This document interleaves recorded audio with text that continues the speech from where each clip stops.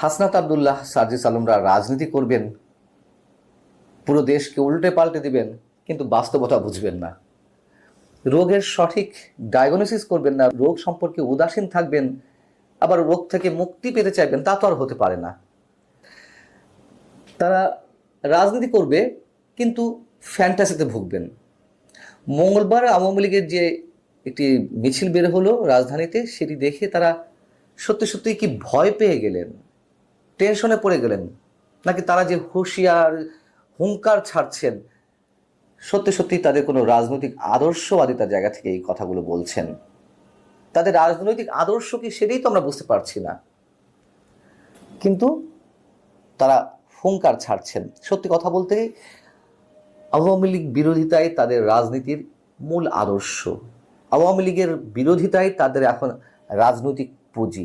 এটি অপ্রিয় হলেও বাস্তবতা। এখন এই কথা বলতে গেলে তো ফ্যাসবাদের দোষও বানিয়ে দেওয়া হয় আমাদেরকে, সেটি কোনো বিষয় নেই। এটি আমরা অনবরত শুনছি।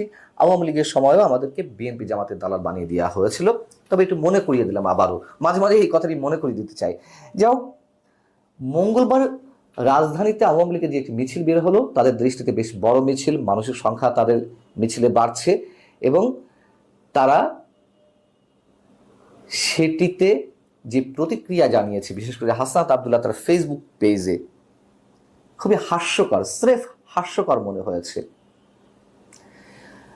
আওয়ামী লীগের বিরুদ্ধে হাজারো অভিযোগ অবশ্যই মানুষের রয়েছে। আওয়ামী লীগের যে কর্তৃত্ববাদী আচরণ, নানান ধরনের অভিযোগ তাদের বিরুদ্ধে, নিশ্চয়ই অস্বীকার করার কিছু নেই। কিন্তু আওয়ামী লীগ যে পথে হাঁটছে, তারাও কি সেই পথে হাঁটছে না? আওয়ামী লীগের রাজনৈতিক যে আদর্শ ছিল, তারা তো সেই রাজনৈতিক আদর্শটিই পোষণ করছে।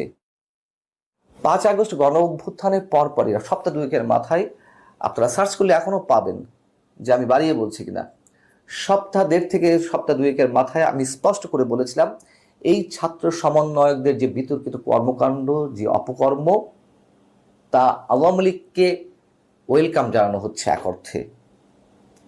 তাদের অপকর্মের কারণে আওয়ামী লীগের অপকর্মগুলো ম্লান হয়ে যাচ্ছে। বিএনপি জামাত জোট সরকারের সময় হাওয়া ভবনের দুর্নীতি, কিংবা সংখ্যালঘুদের উপর নির্যাতন এবং টেন্ডারবাজি, দখলবাজি, সন্ত্রাস, যা কিছু হয়েছে, মানুষ তো ভুলে গিয়েছিল আওয়ামী লীগের অপকর্মের কারণে। আবার আওয়ামী লীগের অপকর্মগুলো বর্তমান অন্তর্বর্তী সরকারের বিভিন্ন বিতর্কিত কর্মকাণ্ড, 71কে অস্বীকার করা সহ আরো ভয়ঙ্কর যে কথাবার্তা বা তাদের অ্যাক্টিভিটিস, এবং এই ছাত্র সমন্বয়কদের যে ঔদ্ধত্য, তার কাছে আওয়ামী লীগের সব ধরনের বিতর্কিত কাজ মানুষের চোখের সামনে থেকে মুছে যাচ্ছে। এবং আওয়ামী লীগ বিরোধিতা, যেমন আমি বলছিলাম যে এই ছাত্র সমন্বয়কদের রাজনীতির একমাত্র পুঁজি, শুধু আওয়ামী লীগ বিরোধিতা নয়, আমার মনে হয় আওয়ামী লীগের রাজনীতি তাদের আদর্শ। আওয়ামী লীগ যা যা করে গেছে, এখন তারা তাই করছে, জোর করে মানুষের কথা বলা বন্ধ করে রাখছে। এবং ওই যে বলছিলাম, এখন কেউ তাদের সমালোচনা করলেই আবার তাদেরকে ফ্যাসিবাদের দোষর বানিয়ে দেওয়া হচ্ছে। এগুলোর কারণে তো আওয়ামী লীগের বিরোধিতা দিনে দিনে পুঞ্জীভূত হচ্ছিল মানুষের মনে। তো মঙ্গলবার যখন আওয়ামী লীগের মিছিলটি বের হলো, তার পরিপ্রেক্ষিতে হাসনাত আব্দুল্লাহ তার ফেসবুকে একটি পোস্ট দিয়েছেন, আপনারা অনেকেই শুনেছেন। তারপরে একটু আমাদের সামনে তুলে ধরি।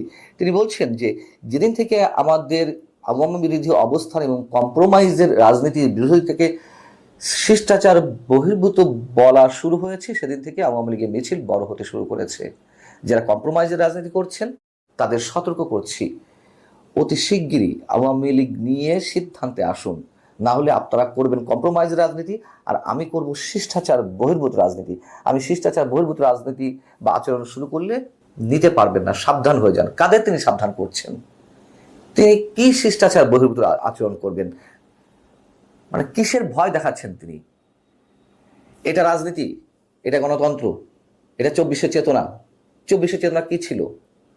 বরং 24-এর চেতনায় যে মানুষগুলো রক্ত দিয়েছে, তাদের রক্তের সাথে বেইমানি করা হচ্ছে। এই ছাত্র সমন্বয়ক বা সরকার বেইমানি করছেন। 24-এর চেতনা কি ছিল?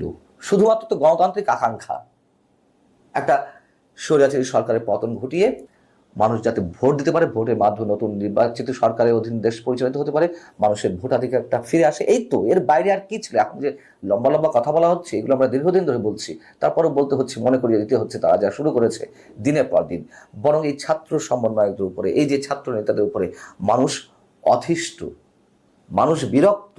গত 8 মাসে যা কিছু হয়েছে, মব ক্রিয়েট করা থেকে শুরু করে চাঁদাবাজি যে অভিযোগ, মানুষের চাকরি খাওয়া, মানুষের চাকরি থেকে বের করে দেওয়া, সাংবাদিকদের হুমকি দেওয়া, এমন কিছু নেই যা ঘটেনি। তাহলে মানুষ কেন আওয়ামী লীগ থেকে আলাদা করবে এদের রাজনীতিকে? বরঞ্চ কেউ কেউ তো বলেন যে শেখ হাসিনার স্বৈরাচার হয়ে উঠতে সময় লেগেছিল 15.5 বছর, আর গত 8 মাসে যা হয়েছে 8.5 মাসে তার চেয়ে অনেক ক্ষেত্রে অনেক বেশি হয়েছে। কেন মানুষ এই কথাগুলো বলবে?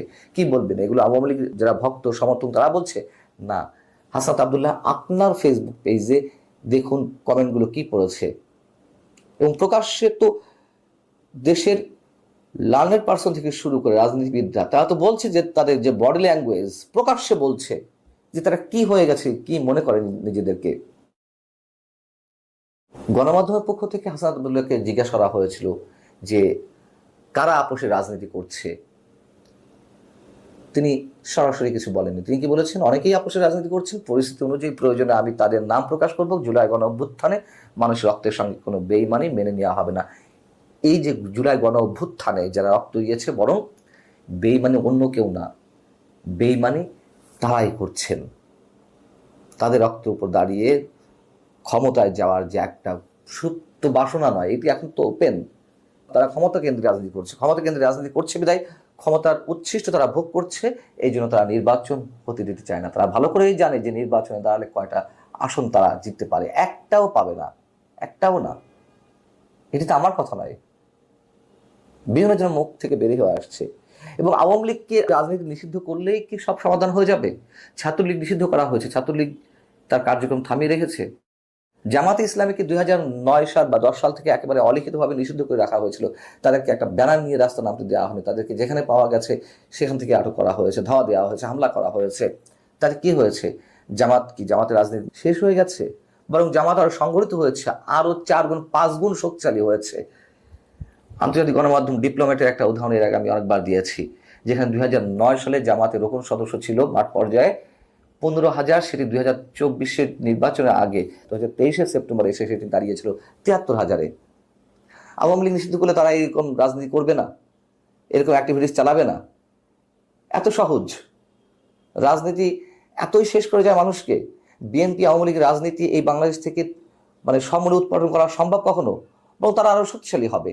এর প্রমাণ তো আমাদের সামনে আছে। গত 16 বছর বিএনপি যেভাবে আক্রমণ, হামলা, মামলার শিকার হয়েছে, বিএনপি শক্তিশালী হয়নি?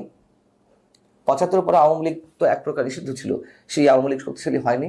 জামাতকে যে 2024 5 আগস্টের আগে, অর্থাৎ 2 তারিখের দিকে নিষিদ্ধ করা হলো নির্বাহী আদেশে, জামাত শেষ হয়ে গেছে, তখন তো আমরা প্রতিবাদ করেছিলাম। এসব বলে কোনো লাভ নেই। এগুলো করে কেবল রাজনৈতিক উত্তেজনা ছড়ানো হবে, কাজের কাজ কিছু হবে না। এবং এইভাবে যারা হুঙ্কার হুঁশিয়ারি দিয়ে বলে না যে ফাঁপা কলস বাজে বেশি, তেমনটা দেখা যাচ্ছে।